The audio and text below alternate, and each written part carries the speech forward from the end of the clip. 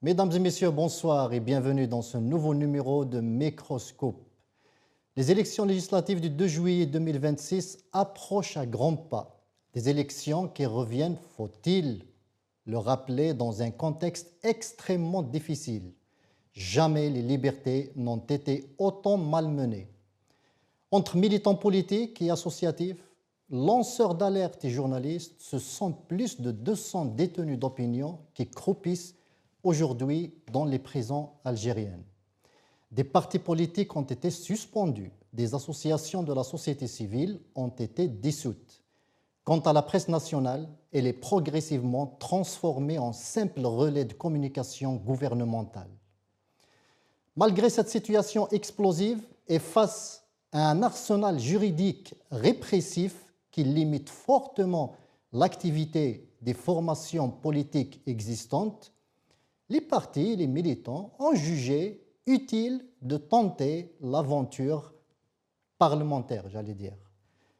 Mais contre toute attente, l'autorité nationale indépendante des élections, ce qu'on appelle l'ANI, qui s'appuie sur les articles 1 et 200 de la dernière loi électorale, vient de rejeter massivement des candidatures, aussi bien celles des partis politiques, traditionnellement qui participent à ces élections, que celles des indépendants. Le gouvernement cherche-t-il réellement à assainir la classe politique ou s'agit-il simplement d'une volonté de façonner une assemblée à sa convenance? À tout de suite.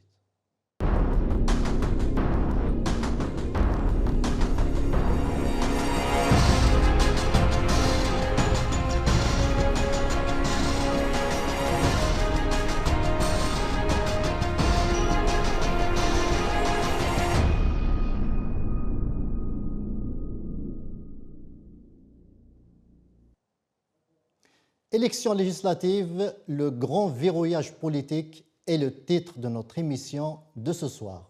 Pour en parler, j'ai l'honneur et le plaisir d'accueillir ici sur le plateau le militant politique et président de Riposte Internationale, M. Ali Aïdjoudi. M. Aïdjoudi, bonsoir et merci d'avoir accepté notre invitation.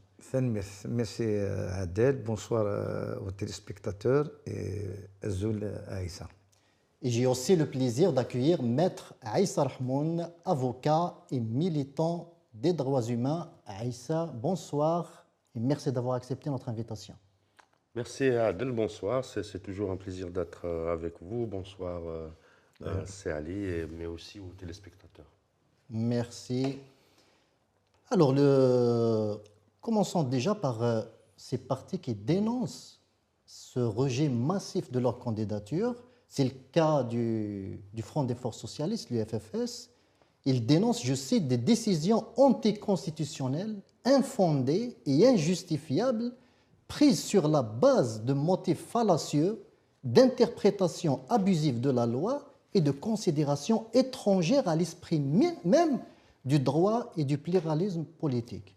Et il dit que ces décisions ont été fondée sur une application discrétionnaire excessive et politiquement orientée des articles 1 et 200. C'est quoi cette loi qui rejette ainsi massivement les candidatures des partis politiques et des indépendants? Oui, effectivement, quand on voit la loi portant le régime électoral, la lettre et l'esprit qui était donné par la déclaration du FFS nous renvoie effectivement à l'article 200 particulièrement.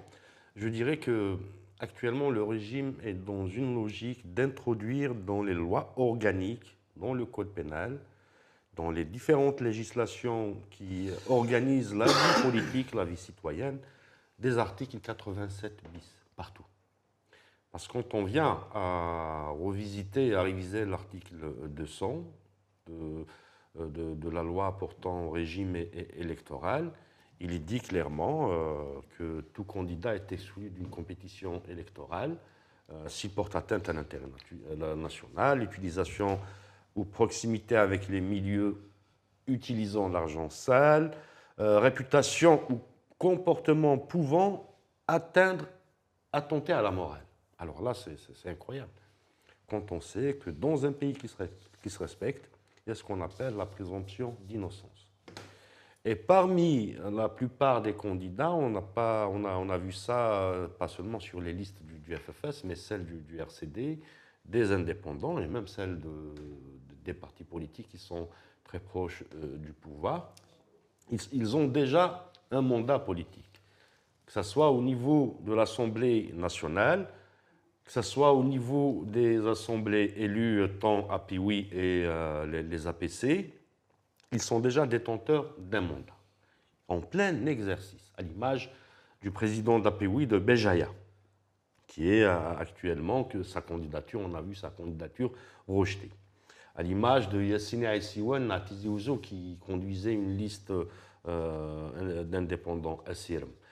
Donc il s'agit de militants politiques qui ont un mandat, investi d'un mandat politique de représentation, que l'administration ou la justice n'a pas, il n'y a pas de situation pendante, il n'y a pas de dossier pendant, il n'y a pas de poursuite devant la justice. Comment interdire dès lors à un militant politique, à un responsable politique, de ne pas être dans cette aventure électorale, comme vous l'avez si bien dit dans l'intro. Soupçon de comportement opportuniste. C'est quoi le comportement opportuniste? Je ne sais pas comment vous répondre, mais soupçon de comportement opportuniste. On sait bien que les politiques, il y a ceux qui veulent représenter la population parce qu'ils ont de l'éthique, du respect pour ce mandat, mais aussi il y a une grande partie de candidats qui sont opportunistes. C'est devenu un filet social, il faut le dire. Que ce soit dans les APC, dans les API, dans l'APN, c'est devenu, voilà, aujourd'hui, chaque famille, chaque tribu, chaque village, chaque arche, il a un candidat. Et c'est un accès au privilège social, au privilège de tous les haja douar, qui m'éroulent.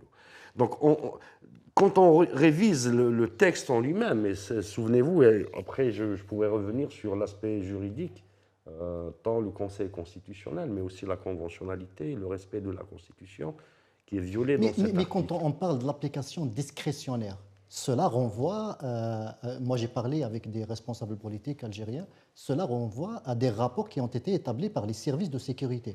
Est-ce qu'avant cette élection, il y avait aussi ce rôle des services de sécurité dans l'établissement des rapports concernant tous les candidats? Les services de sécurité à travers les renseignements généraux, parce que c'est eux qui donnent les rapports sur les candidats, c'est eux qui fournissent les rapports sur les candidats, ont un poids très important dans ce genre d'élection. Souvenez-vous, quand le responsable du FFS était candidat à la présidentielle, le scandale des résultats, le scandale du recours devant le Conseil constitutionnel, le scandale des deuxièmes résultats fournis et l'opération de chantage menée par les partis politiques à l'encontre du président de l'instance elle-même, mais aussi du Conseil constitutionnel. Aujourd'hui, je me pose la question, dès lors, pourquoi il s'étonne qu'aujourd'hui, des listes des candidats du FFS ou d'autres partis s'injurent aujourd'hui pour dire qu'il y a un traitement qui n'est pas équitable dans cette course à la candidature. Parce que là, écoutez, Justement, les candidats... Juste une petite précision, le FFS, il rappelle qu'il s'est opposé à cette loi, même s'il n'était pas au Parlement, mais il dit avoir dénoncé cette loi avant sa promulgation. Je pense que l'occasion s'est présentée actuellement pour le FFS, une occasion en or, sur 2 chapitres. Si le FFS entreprend une démarche juridique et politique à la fois, il s'agit de saisir le Conseil constitutionnel. Sachant qu'au mois de mars 2021, le Conseil constitutionnel a donné un avis qui est beaucoup plus des réserves sur l'article 200, en disant qu'il ne respecte pas l'article 34 de la Constitution. L'article 34 de la Constitution, j'apporte cette précision, dispose la chose suivante. Les institutions ont pour finalité l'égalité en droits et devoirs de tous les citoyens, etc., etc., en supprimant les obstacles qui entravent l'épanouissement collectif de tous et à la vie politique. Donc, quand on voit l'article 200, qui est en contradiction avec l'article 34, il y a eu des réserves émises par le Conseil constitutionnel. Actuellement, le défi est lancé pour le FFS sur 2 fronts. 1. Saisir l'occasion pour aller dans une bataille politique et juridique à la fois. Il faut qu'ils introduisent des recours devant les tribunaux administratifs. Accompagner ces recours avec des positionnements, des positions politiques claires et saisir la Cour constitutionnelle avec une question prioritaire de constitutionnalité. Ça, premier front. Deuxième front, qu'il se retire de la compétition en informant la société algérienne qu'il n'y a plus possibilité d'exercice de la politique en Algérie. Et la preuve en est là, c'est que les services de sécurité, c'est eux qui décident qui va être candidat à la candidature et qui ne va pas l'être. Et après, les grands électeurs vont décider qui va être député et qui ne va pas l'être. Les services de sécurité décident maintenant qui va être sur les listes et qui va être député selon vous. Ah oui, Monsieur oui. Aïdjoudi, est-ce que vous pensez que c'est les services de sécurité aujourd'hui qui établissent des listes des partis?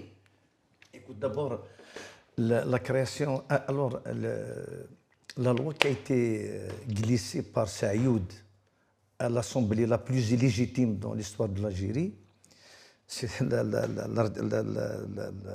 l'article 200. Et ces députés qui passaient leur temps à discuter, à passer leur temps à faire tout sauf leur boulot. Donc ils ont voté comme d'habitude, ils ont voté la loi pour la déchéance de la nationalité, ils ont voté une loi qui les achève eux-mêmes. Donc c'est le sommet d'idiotie.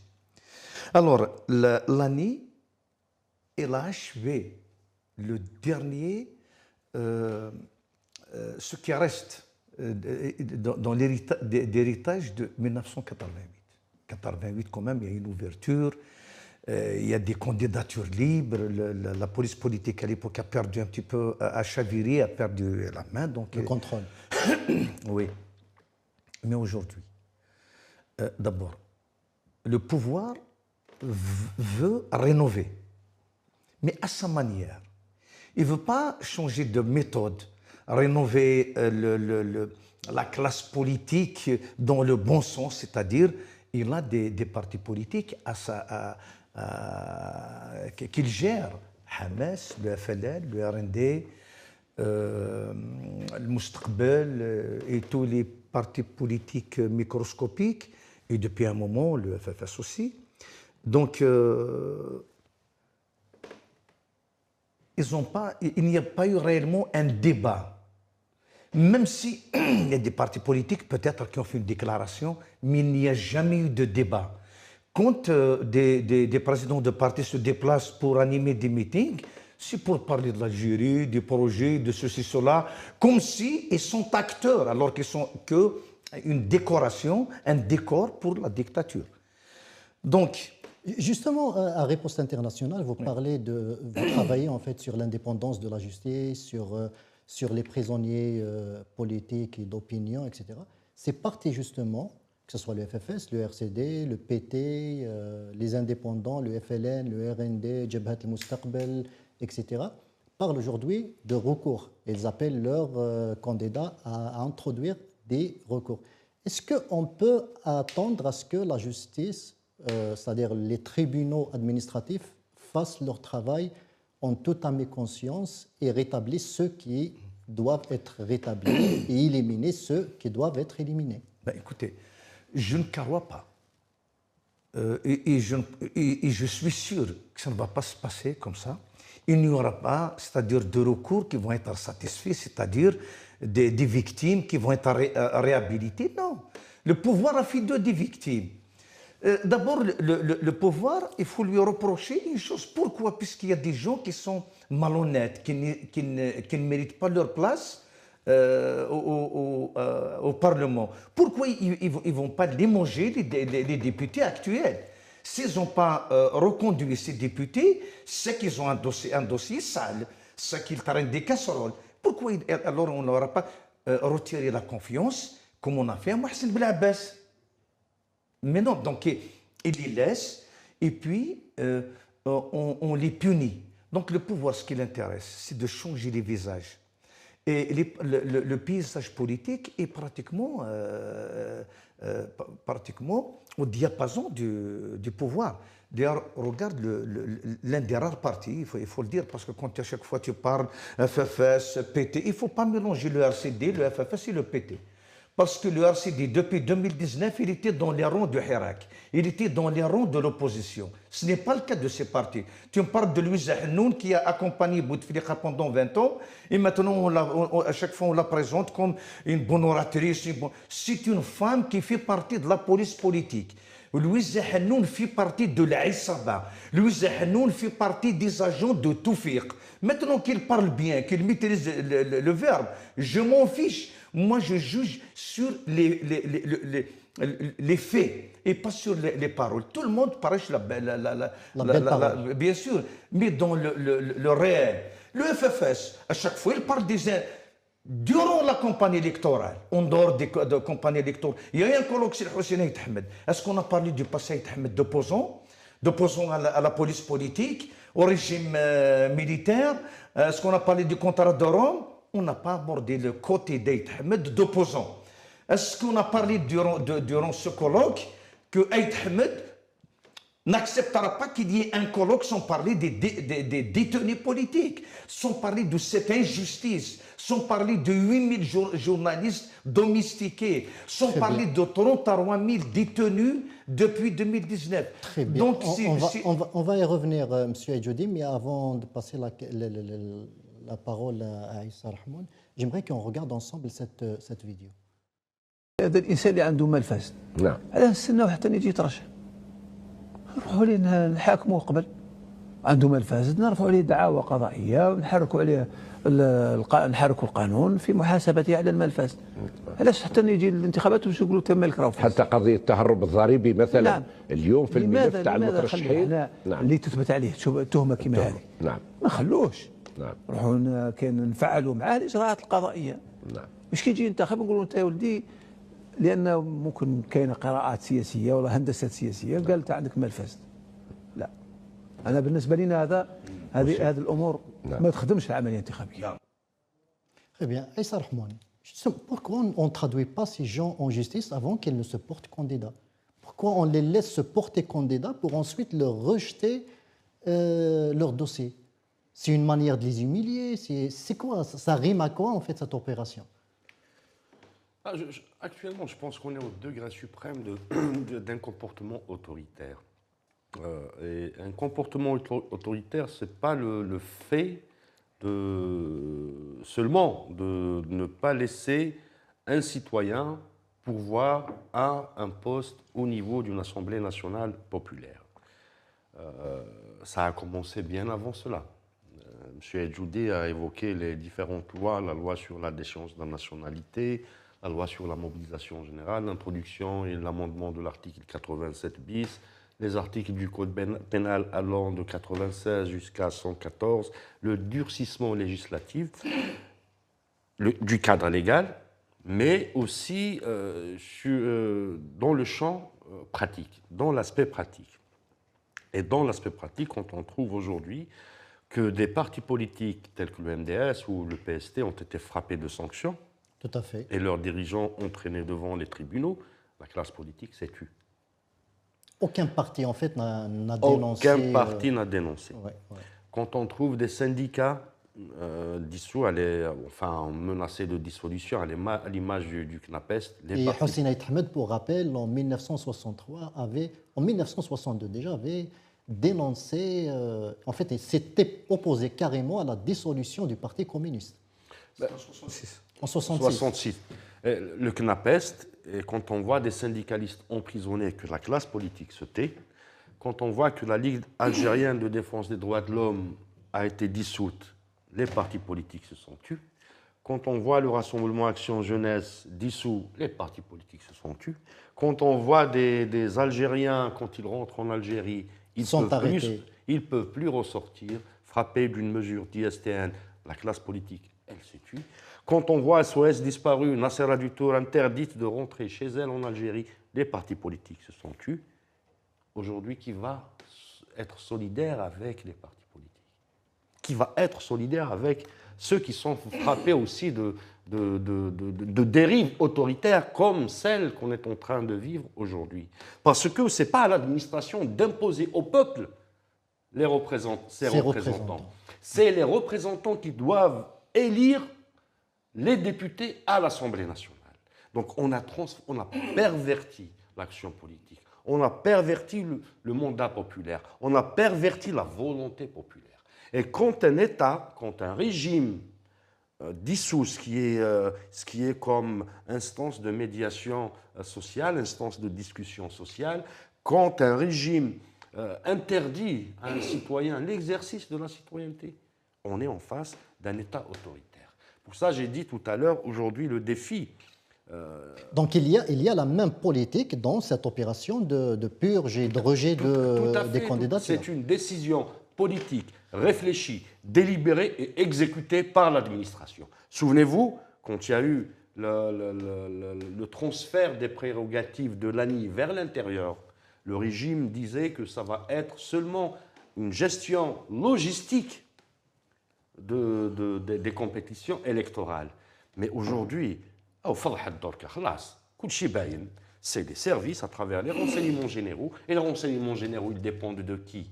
De la DGSN. DGSN dépend de qui? Du ministère de l'Intérieur. L'ANI dépend de qui actuellement? Du ministère de l'Intérieur. Donc il y a une emprise de l'intérieur.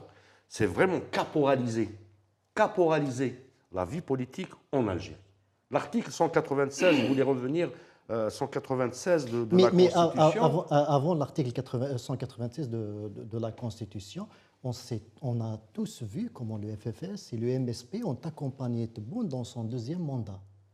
Et aujourd'hui, vous dites que l'opération elle est politique, c'est-à-dire elle est orchestrée par le pouvoir politique.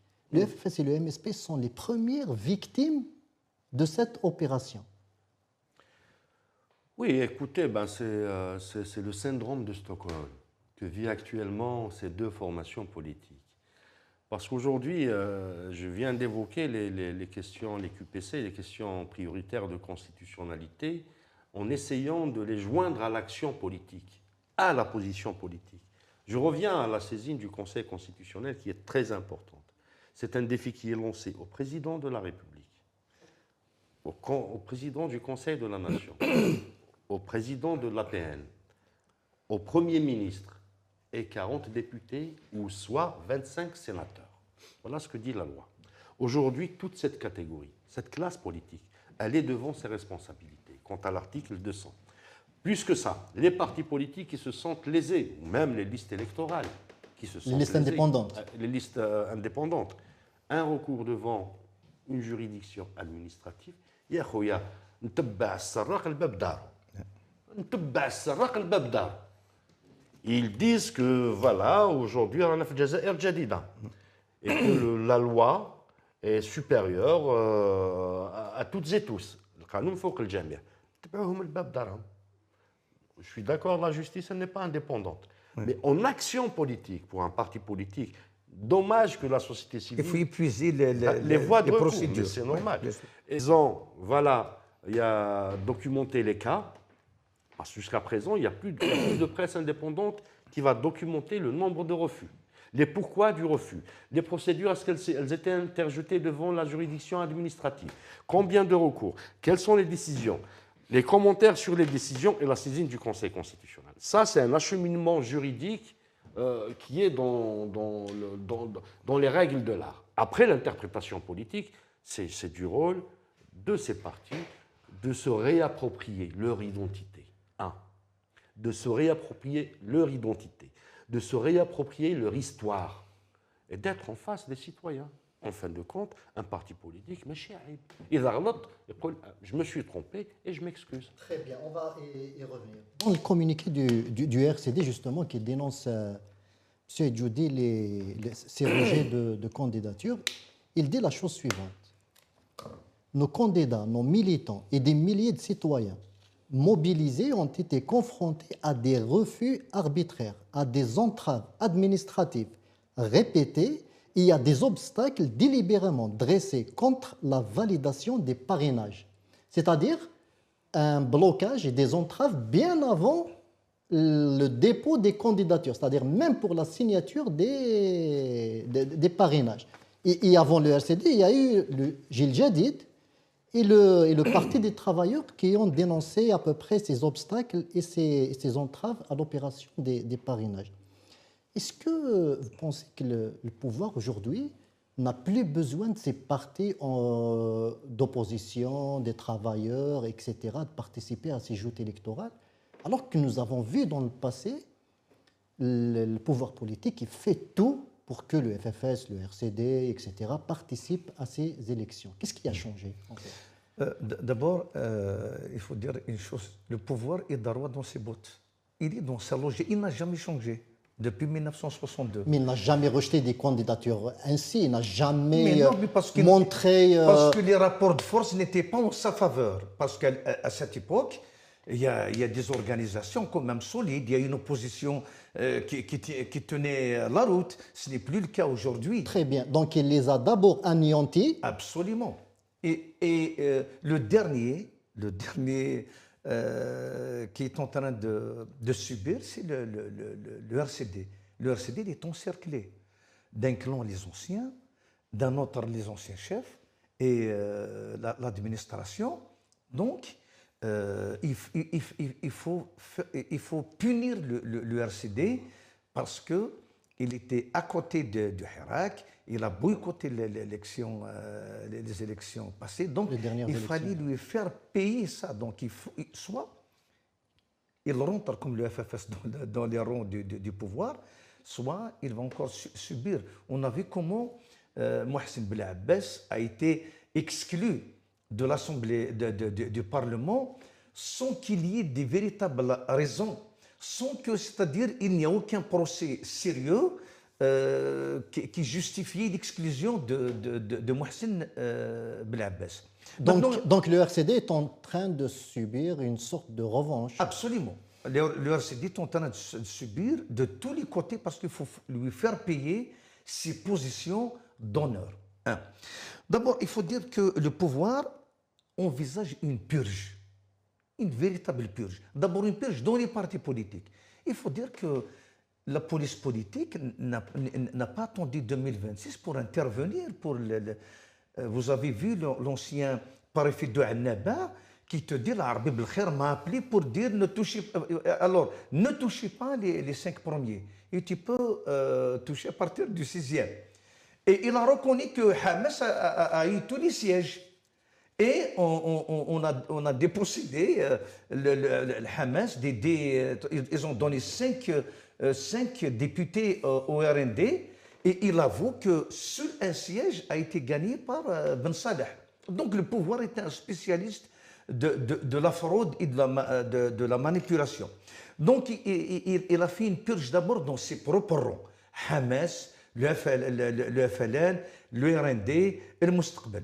Et par la suite, il se retourne contre tous les opposants. Attention.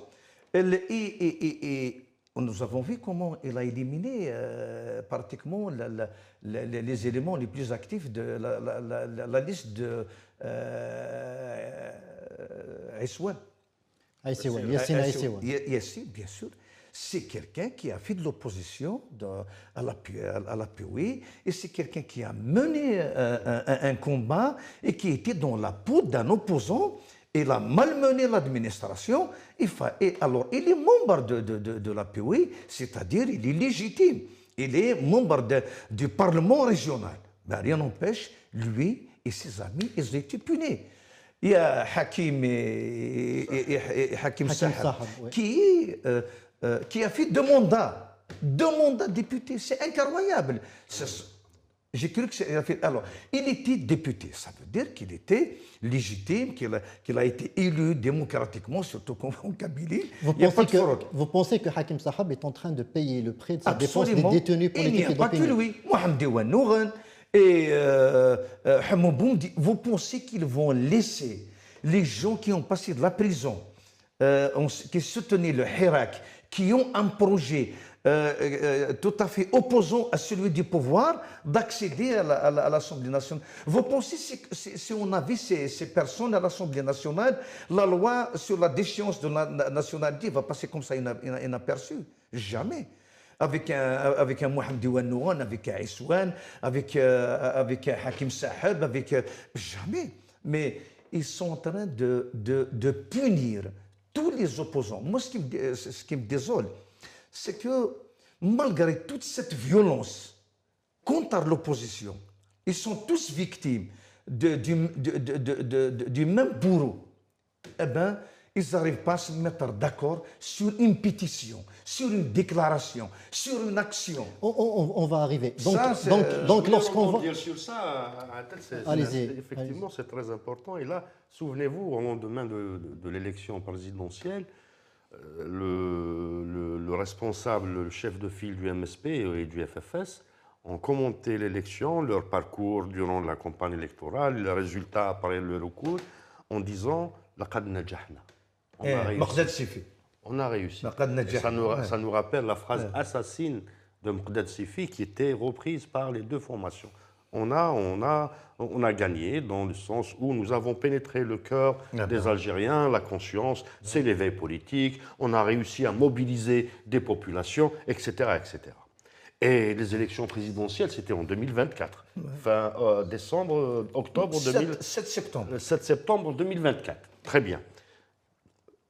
Une année et demie plus tard, ces mêmes partis politiques ont des candidatures qui ont été rejetées. Si on avait réussi effectivement à mobiliser les populations, à mobiliser la société, la conscience et l'engagement des citoyens algériens, aujourd'hui ces Algériens, ils auraient été dans la rue pour défendre le rejet de ces candidatures, pour défendre cette mascarade de l'application de l'article 200 de la loi portant régime électoral. Donc, tout compte fait. Vous savez,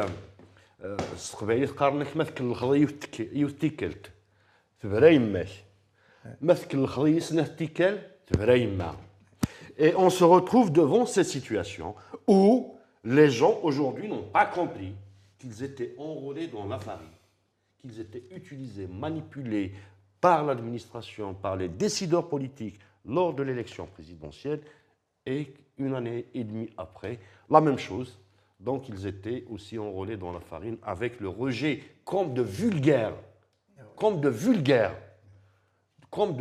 criminels de droit commun. Parce que quand on lit les dispositions de l'article 200, chapitres 7 et 9, on s'aperçoit, c'est l'article 87 bis, qu'aujourd'hui les renseignements généraux ont la latitude d'accepter ta candidature ou de rejeter ta candidature. Et les renseignements ne font que leur travail. C'est les textes qui le disent. C'est transcrit dans les textes. Les renseignements généraux, bêtes et disciplinés, ils remplissent des rapports, ils les mettent à qui de droit. C'est l'article 12 de la dernière loi électorale. Tout à fait. Ainsi que les alinéas que contient cet article même de cette loi. Tout à fait. Donc les renseignements généraux, ils n'ont fait que leur travail. Ils ont élaboré des rapports, ils ont remis les rapports acquis de droit, et celui qui a ses droits de disposer des autres a exclu ceux qui étaient candidats à la candidature, pas à la PN. Je pense que, sincèrement, on se souvient tous de la naissance du RN démonstration en 1997. Il a raflé la mise.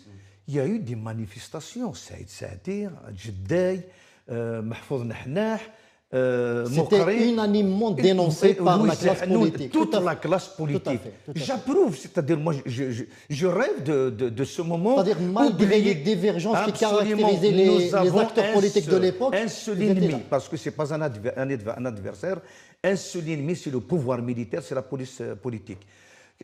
Qu'est-ce qu'on peut reprocher à Mohamed Arzki Hamdous, qui a fait un mandat de député et qui a sillonné le pays. Justement, monsieur Aussi, Yamina Alili, qui a fait des milliers de kilomètres pour se déplacer, défendre gracieusement les détenus d'opinion. Elle mérite ce sort de la rejeter comme ça. C'est une femme d'honneur qui a honoré le combat et la région. Donc, vous voyez, le pouvoir n'a épargné ni Aïssoua, ni Yamina, ni personne. Le pouvoir, il veut éliminer ses adversaires. Justement, vous citez... On arrive à une situation, c'est vraiment kafkaïen. Hein. Ouais. Le pouvoir politique, le régime algérien a voté. C'est bon. Le vote, c'est fin de compétition électorale. Le pouvoir a voté. Le vote du pouvoir actuellement, ce n'est pas en donnant des voix, mais en annulant, en éliminant des candidats. Est-ce que c'est dans l'intérêt du pays? Bien sûr que non. C'est dans l'intérêt du clan, de la police politique, du régime militaire. Ce n'est pas dans l'intérêt du pays, ce n'est pas dans l'intérêt de la société. Parce que dans la société, il se peut que ces candidats à la candidature sont estimés par les populations par rapport à leur engagement politique, par rapport à leur engagement professionnel, leur engagement dans la société, dans les comités de village, dans les quartiers, pour leurs actions de bienfaisance. Ça dépend des profils de chaque candidat par rapport à un autre. De toute façon, ils ne sont pas venus du néant. Ils ne sont pas venus du néant, que ce soit au centre du pays, ou à l'est, ou à l'ouest. Même pour les candidats FLN et RND, c'est la même chose. Pour toutes les formations politiques, y compris le FLN, le RND, le MSP, tout le monde, ils ne sont pas venus du néant. Tout un chacun, il a un passé, mais c'est un parcours, un passé pédagogique, un passé professionnel, un passé militant. Il a le droit. On sanctionne le peuple. Un passé financier. Un passé financier. Mais bon, ça, c'est un autre débat. Mais après, on n'a pas sanctionné les candidats. On a sanctionné le peuple. On a sanctionné le peuple et on n'a pas sanctionné les candidats. Et c'est pour cela que cette classe politique doit se révolter. Parce qu'ils sont là pour représenter le peuple et pour arriver au pouvoir. Il faut rappeler le rôle, les objectifs d'un parti politique. Avant d'arriver à ce point précis, M. Djidi, vous avez cité des noms de militants qu'on connaît plus ou moins, que vous connaissez, que vous avez côtoyés et qui sont propres et qui sont engagés, justement. Et on a l'impression que le pouvoir veut avoir une assemblée incolore. À sa guise. À sa guise, incolore et inodore. Oui. Adel, on se souvient tous du président qui a dit, moi je n'ai jamais reconnu le président de la République, un président de fait, qui a dit que le pourcentage de participation porte peu. Donc, voilà, donc l'année désigne, et puis pour qu'il y a quelques familles, actuellement, il faut reconnaître, en Kabylie par exemple, la Kabylie a boycotté les élections. Mais tout de même, il y a eu des députés qui ont été élus avec 93 voix, avec 120 voix, avec 200 voix. Tout à fait. Et qu'on a vu, même s'ils sont venus de ce fief de démocratie d'opposition, ils n'ont pas levé le petit doigt pour s'opposer à la politique à la loi de l'ANI, et ils ne sont pas opposés à la loi de la déchéance de nationalité.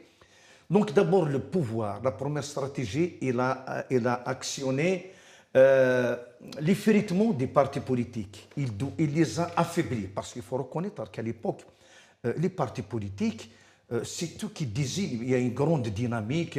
On a vu comment, durant la campagne électorale, durant le dépôt des candidatures, comment des assemblées générales dans les communes d'abord, dans les daïras et puis au niveau départementaux. Mais malheureusement aujourd'hui, il n'y a plus cette dynamique. Les partis sont vides parce que, c'est-à-dire, les partis sont gérés comme l'État nous gère. Voilà, donc, et donc il y a une hémorragie. Et les états-majors sont retrouvés libres d'agir comme ils le souhaitent. Il faut que je place 2 mots avant la fin de l'émission, j'espère. Il n'y a pas de souci, il n'y a pas de problème, on y reviendra. Justement, il y a une phrase à la fin du communiqué du FFS qui m'a interpellé.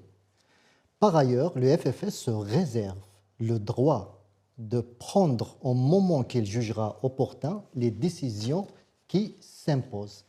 est-ce que ça, c'est une menace à peine voilée de se retirer de l'élection législative? Est-ce que le FFS, tel que vous le connaissez, va se retirer ou est-ce que c'est une menace dans l'attente d'une négociation de réhabiliter ces candidats qui ont été rejetés? Moi, je connais l'ancien FFS, mais pas le nouveau FFS qui est méconnu. J'ai fait l'école du FFS et c'est une école performante, une grande école de formation politique. Force est de constater que je méconnais le FFS d'aujourd'hui, je ne le reconnais plus. Donc, si c'était l'ancien FFS, je pourrais me prononcer, mais l'actuel FFS, sur cette question, je ne peux pas me prononcer. Et d'ailleurs, je vais anticiper sur ce que va déclarer Seali, et c'est normal, parce qu'en tant que secrétaire général de la FIDH aussi, demain, nous allons assister on va arriver à ça, mais on clôture d'abord cette question des élections. Qu'est-ce que vous en pensez? Est-ce que le FFS va se retirer? Ben écoute, il y a une menace de retrait. Oui. Est-ce que c'est une menace de se retirer ou est-ce que c'est une menace pour... c'est des signaux pour que ces candidats soient réhabilités? D'abord, le FFS est un parti politique qui est libre de prendre une décision de participer ou non. Sauf que connaissance le climat général à l'intérieur du FFS, qui gère les communes, qui gère les deux APOE, il ne va pas oser parce que boycotter cette élection, ça va lui coûter très cher. Donc il ne va pas... Deuxièmement, il faut reconnaître que les jeux ont été faits quand il y a eu l'installation, la nouvelle loi qui organise les élections. Ce n'est plus la commission de Chorfé, mais c'est sous l'égide du ministère de l'Intérieur. Donc il n'y a aucune marge de manœuvre à l'opposition ni à la société civile de s'impliquer, de gérer ces élections. Aïssa, tout à l'heure, il a parlé, c'est vrai que le pouvoir a éliminé les corps intermédiaires, donc il n'y a personne avec qui discuter, ni syndicats, ni partis, ni associations, ni journalistes. Il a tout laminé, il a tout terrassé. Voilà, donc je pense que le FFS ne va pas prendre cette décision, même si il est de son Darwa. Sur la chute, Seali, est-ce que ce n'est pas un appel, est-ce que ce n'est pas une surenchère qui est faite au fond d'une négociation qui n'est pas encore achevée?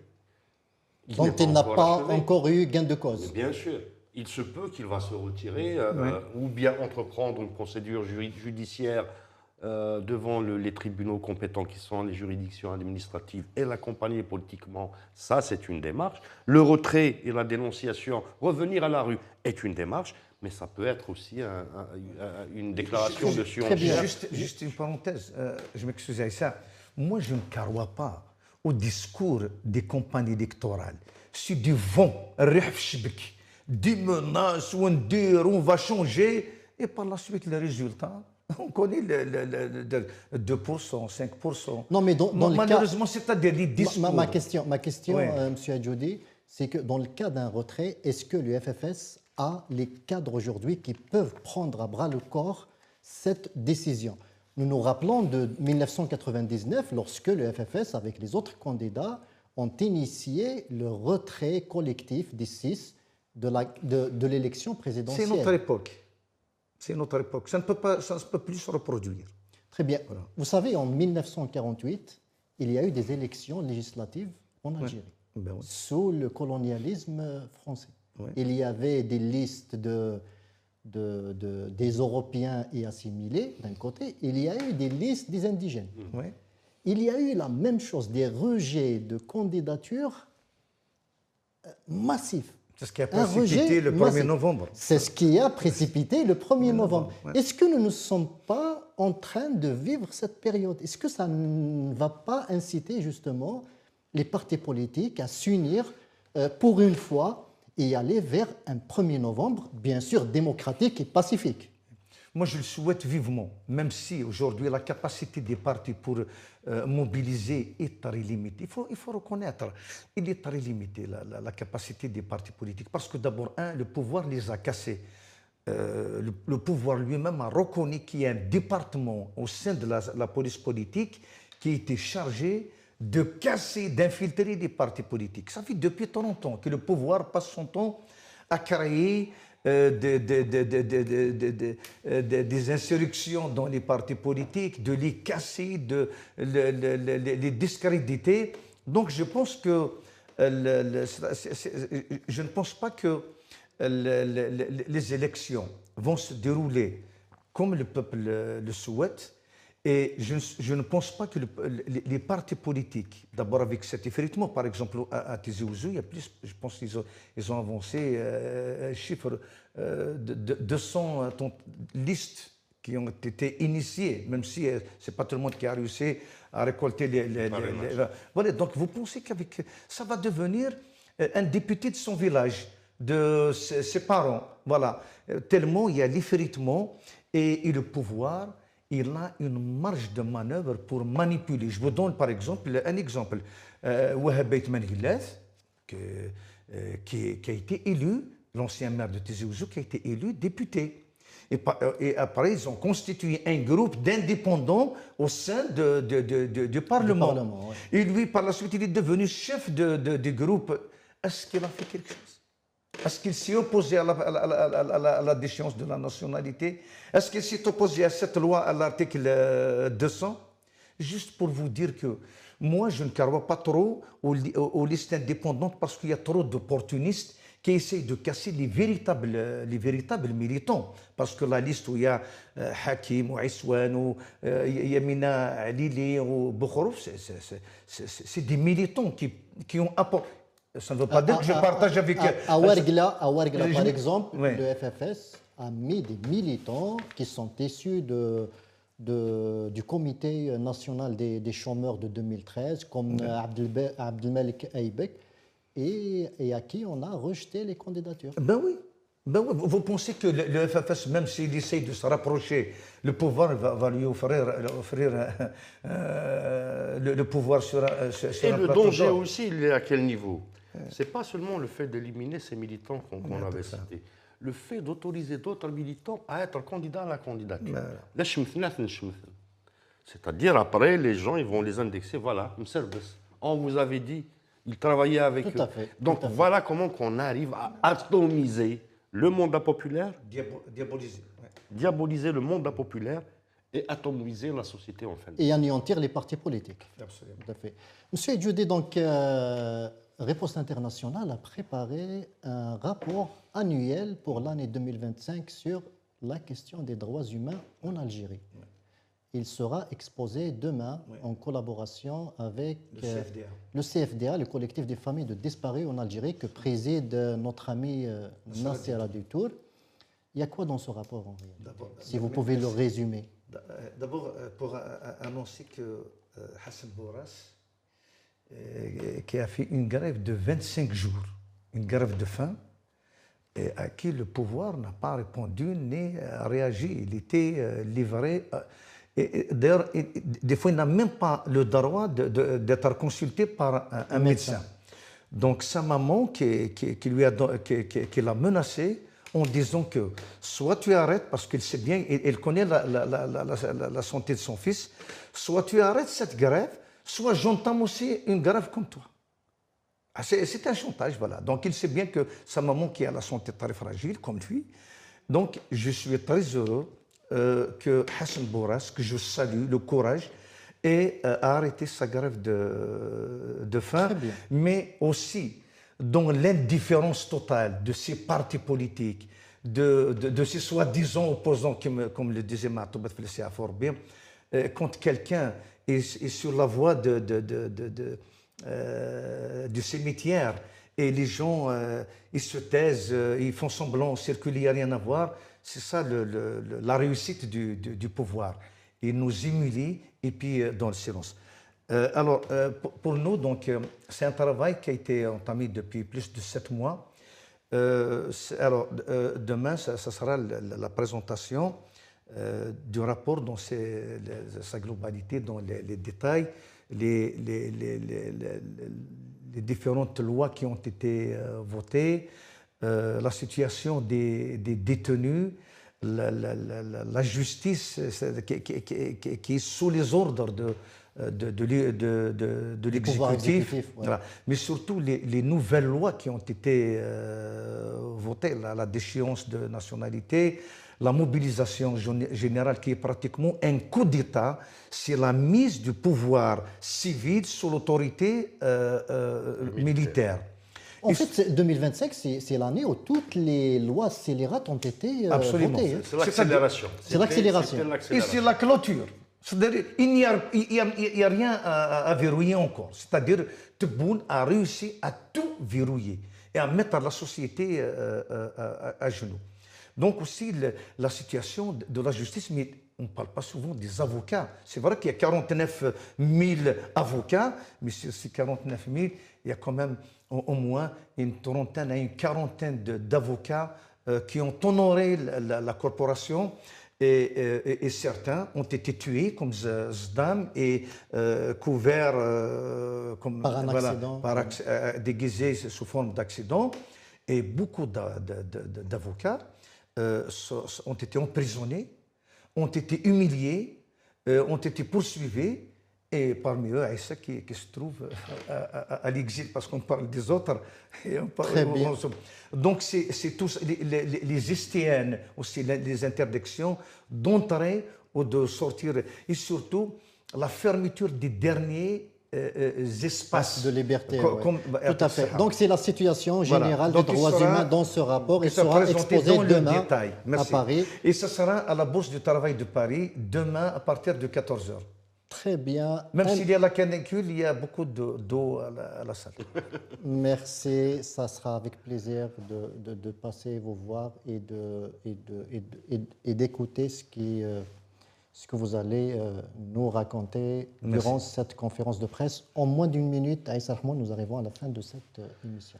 En moins d'une minute, demain, on va être déjà à côté de Ali Adjoudi et Nasser Dutour de riposte internationale du SCFDA pour effectivement revenir sur la situation des droits humains en Algérie durant l'année 2025, qui était un point d'accélération de l'arsenal juridique répressif.